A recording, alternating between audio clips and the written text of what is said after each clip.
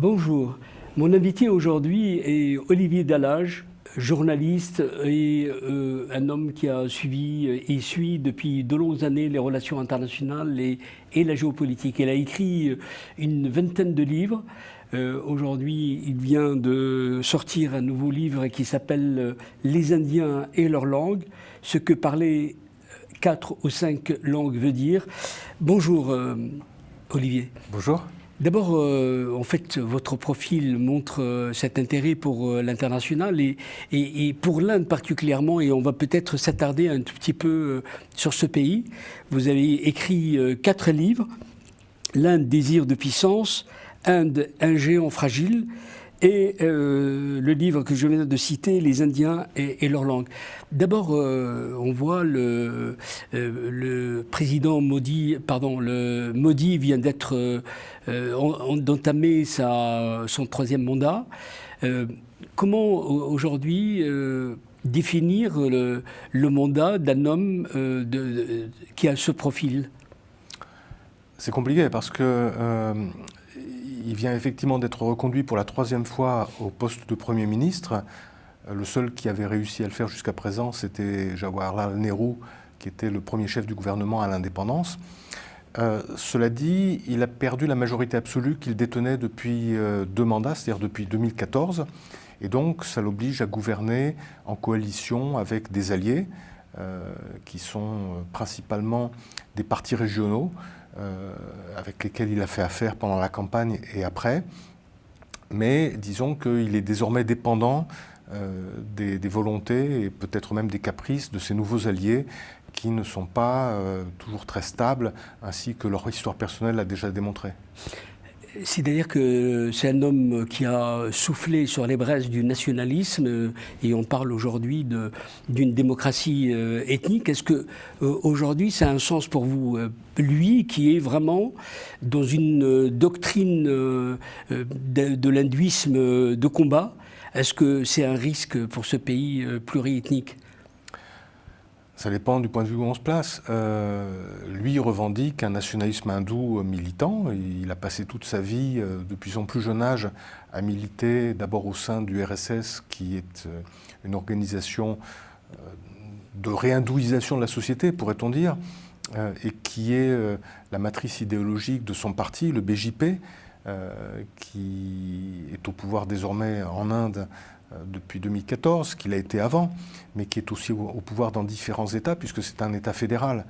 Et Narendra Modi lui-même a été le chef du gouvernement de l'un des États de l'ouest de l'Inde, le Gujarat, de 2002 à 2014, quand il est devenu Premier ministre de l'Inde. C'est une fédération, vous le disiez, c'est un pays de 1,4 milliard, 29 États. Est-ce qu'aujourd'hui, l'Inde risque d'être au cœur des forces centrifuges à travers l'exacerbation notamment des problèmes ethniques? L'Inde est un pays extraordinairement composite. Des ethnies, des nationalités, des langues, c'est le sujet de mon dernier livre. Ouais.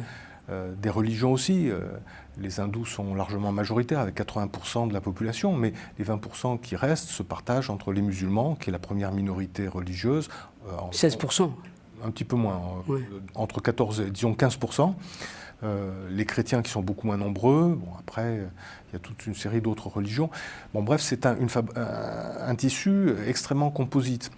Et pour être tout à fait juste, depuis l'avènement de l'Inde indépendante, qui est née dans la douleur avec la partition qui a donné naissance au Pakistan, il y a beaucoup de prédictions, notamment en Occident, selon lesquelles l'Inde ne pourrait pas tenir.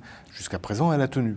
Ça ne veut pas dire qu'il n'y a pas ces tensions. Bien sûr, il y a des tensions centrifuges, avec un centre, comme on appelle le gouvernement fédéral, de plus en plus centralisateur, ce qui accentue encore ces tensions. Et actuellement, les principales tensions, en fait, sont entre les pays, entre les États, du centre et du nord, et les États du sud, qui ont une culture assez largement différente et qui tiennent à leur identité. Quel est vraiment l'atout de ce pays? C'est un pays, comme je le disais, de 1,4 milliard. Vous l'avez écrit, un géant au pied fragile ou un géant fragile. Comment c'est un pays qui a des atouts, mais plombé par aussi beaucoup notamment les inégalités, l'analphabétisme. Comment ce pays tient? C'est un petit peu le mystère de l'Inde, parce que au-delà de toutes leurs différences, les Indiens sont des Indiens. Et il y a une culture indienne, une histoire indienne, alors qui ne se confond pas intégralement avec l'Inde d'aujourd'hui, puisque ce qu'on appelait autrefois les Indes, ça comprenait le Sri Lanka, le Népal, un peu la Birmanie, évidemment le Pakistan, le Bangladesh et un petit bout de l'Afghanistan. Mais néanmoins, il y a cette culture du sous-continent indien qui traverse les siècles et qui unit des Indiens aussi divers. Alors, qu'est-ce qui unit les Indiens? C'est ce sentiment d'être indien.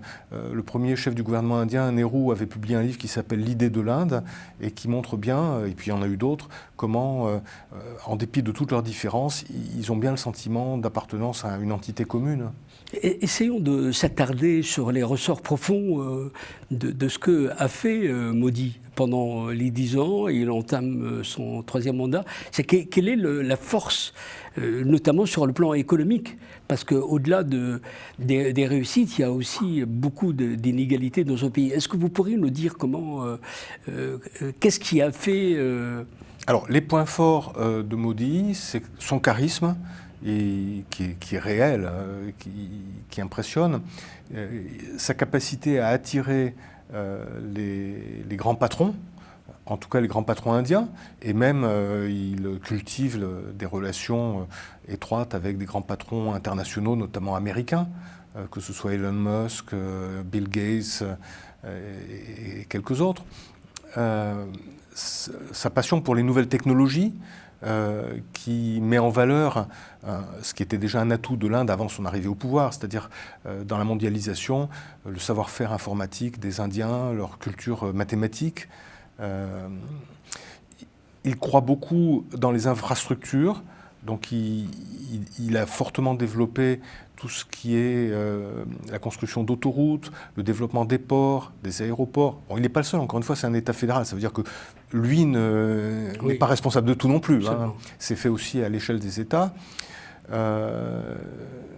Alors, les points faibles, c'est le sous-investissement chronique de l'Inde dans l'éducation et la santé.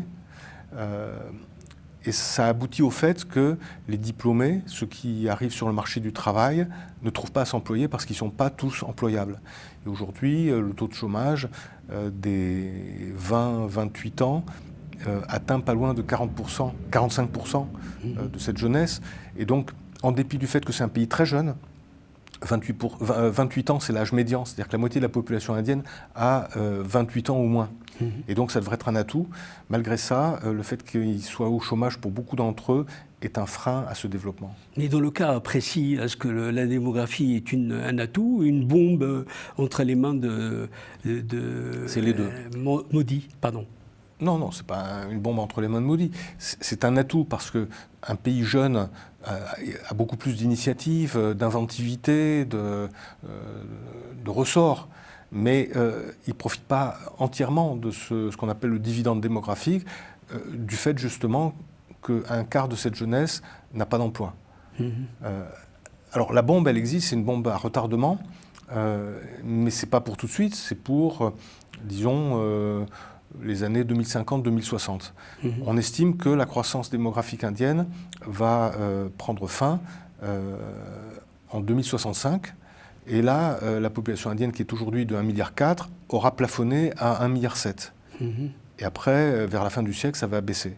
Mais c'est ça le problème, c'est qu'une population jeune va devenir une population vieille.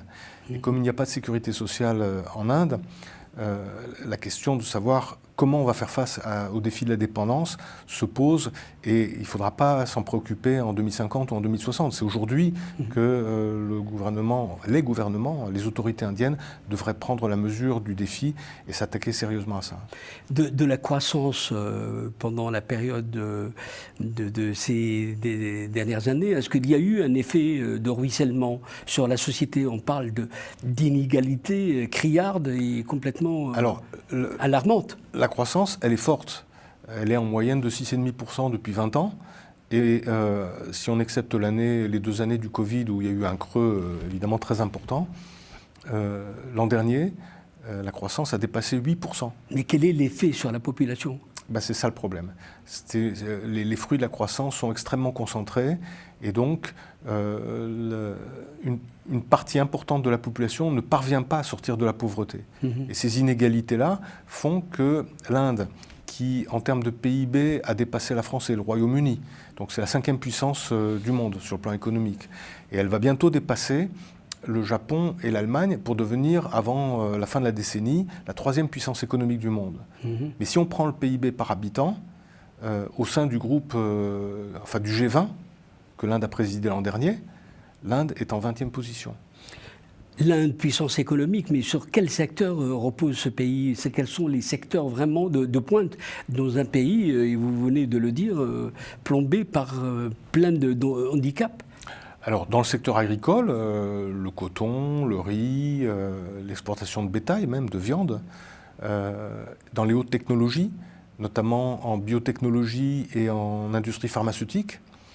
Dans le domaine agricole, l'Inde exporte son savoir-faire, notamment en Afrique, parce que l'Inde a eu à résoudre un grand nombre de défis pour mettre fin à la famine des années 60, et elle y est largement parvenue. Ça, ce sont les points forts. Après, dans l'industrie classique, l'Inde est aussi assez bien placée en matière automobile. Je crois que sur tout le continent africain, on voit des camions Tata de très longue date. C'est une entreprise indienne. Tata qui a racheté Jaguar au Royaume-Uni. Mais voilà ce que sont les points forts de l'économie indienne.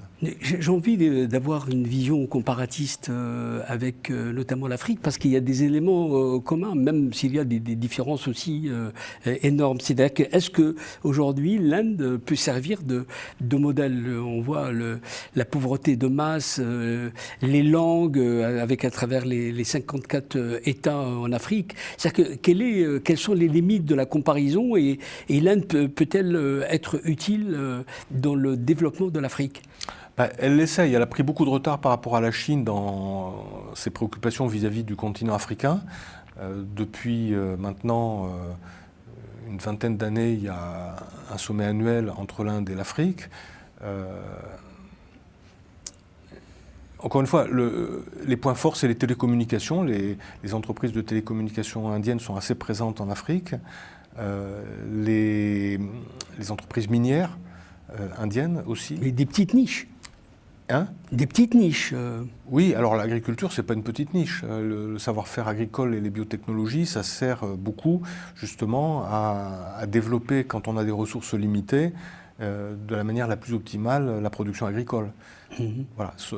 Et puis après, c'est les entreprises classiques que tous les pays essayent d'implanter.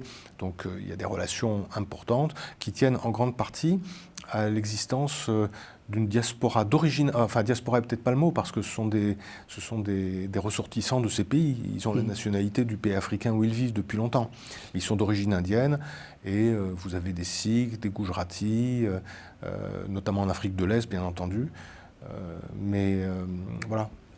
Inde, Afrique, Inde, monde. Aujourd'hui, l'Inde est un facteur, est un élément, un pays clé dans les relations internationales et dans les relations notamment avec l'Occident. C'est que comment aujourd'hui, et quand on voit les tensions géopolitiques, est-ce que dans le cas présent avec ce qu'on appelle le Sud global, est-ce que ça a vraiment un sens pour vous? C'est-à-dire que dans ce Sud global, l'Inde, elle a une position ambiguë. Elle est vis-à-vis des Américains et notamment de la Russie. C'est-à-dire qu'on voit il y a ce qu'on appelle l'ambiguïté constructive peut-être. Oui, enfin c'est le cas de beaucoup de pays du Sud global, à part sans doute, quoique même la Chine. L'Inde se voit comme porte-parole du Sud global et ambitionne d'en être le moteur. Alors évidemment, la Chine n'est pas d'accord, parce qu'elle voit bien ce rôle pour elle-même. La Russie a trop d'ennuis pour chercher à disputer ce rôle, mais évidemment, elle est aussi assez active. L'Afrique du Sud et le Brésil se voient également comme des exemples.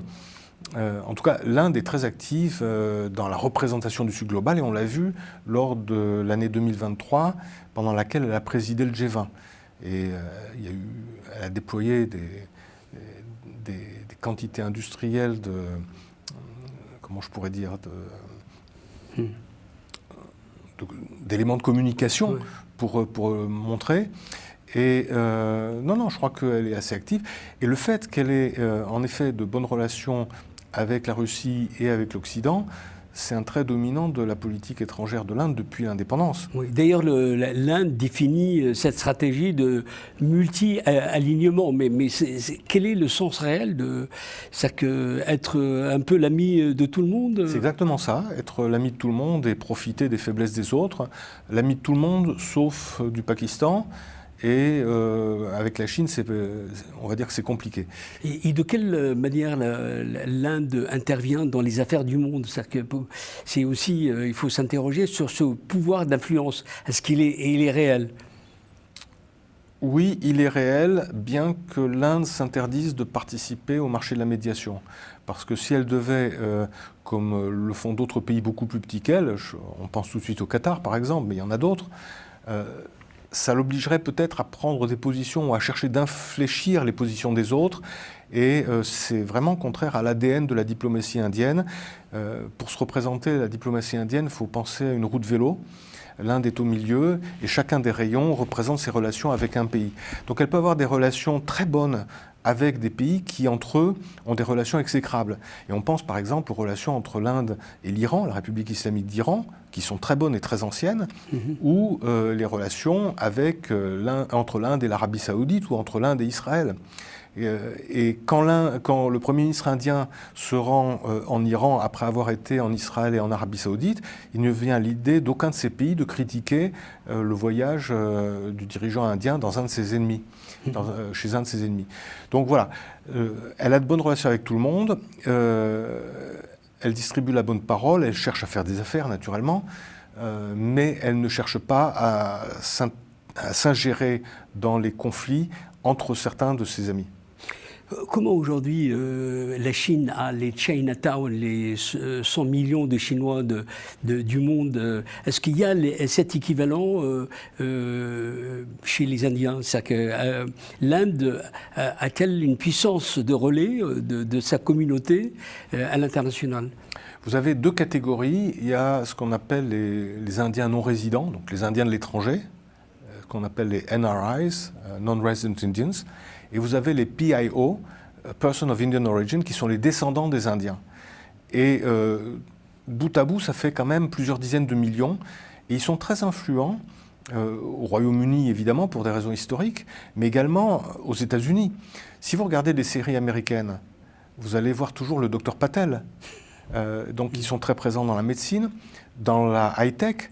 Quand vous regardez les patrons des grandes sociétés américaines de l'Internet, etc., ce sont presque tous des Indiens qui ont été formés.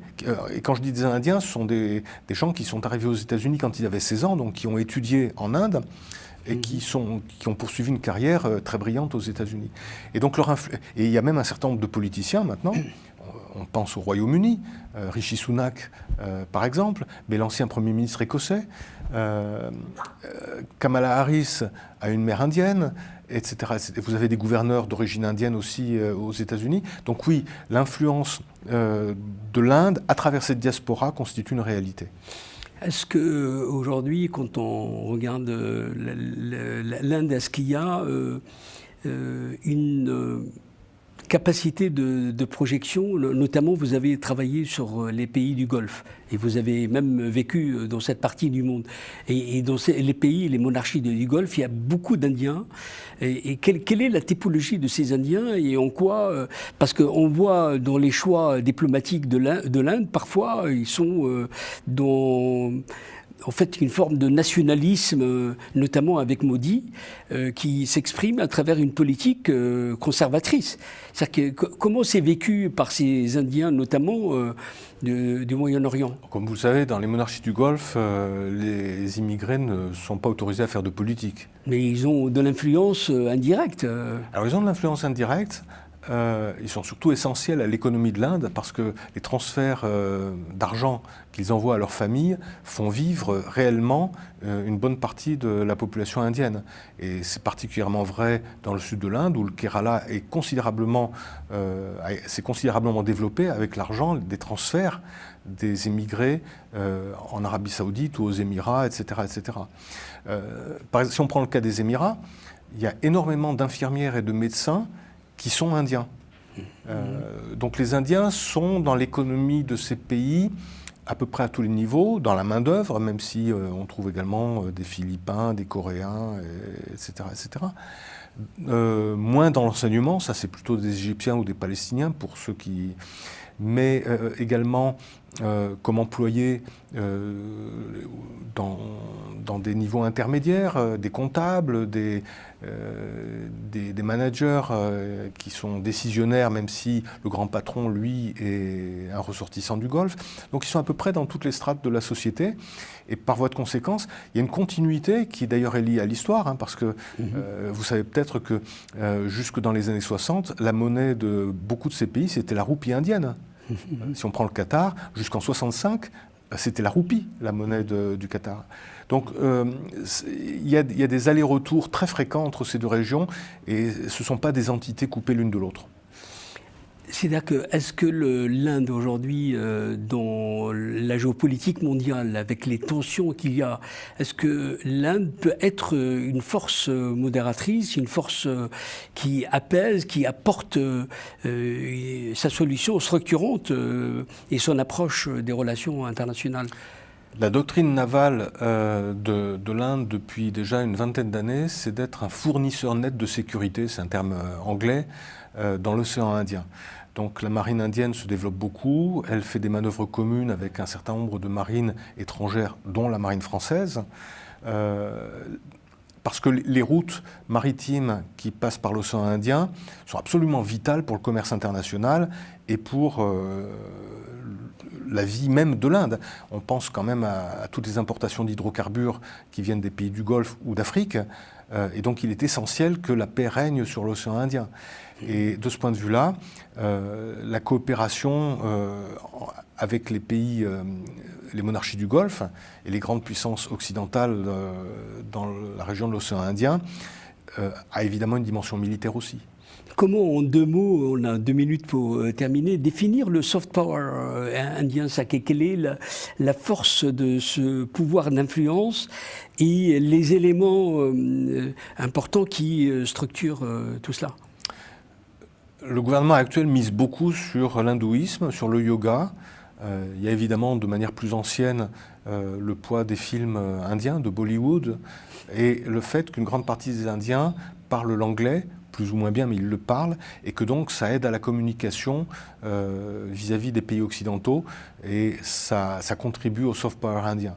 Maintenant, le soft power n'est pas tout, et l'Inde essaie aussi de développer son hard power en modernisant ses forces armées, car elle est elle-même victime de menaces à ses frontières. Inde, atelier du monde et soft power, c'est-à-dire que cette manière, ce que vous venez de dire, ça peut se combiner les deux? L'atelier du monde, c'est plutôt la Chine. Et non, mais à sa manière, l'Inde aussi. Oui, elle essaye de capter une partie des entreprises qui quittent la Chine, qui ont quitté la Chine, mais ça réussit moyennement. C'est surtout le Vietnam et d'autres pays d'Extrême-Orient qui en ont bénéficié.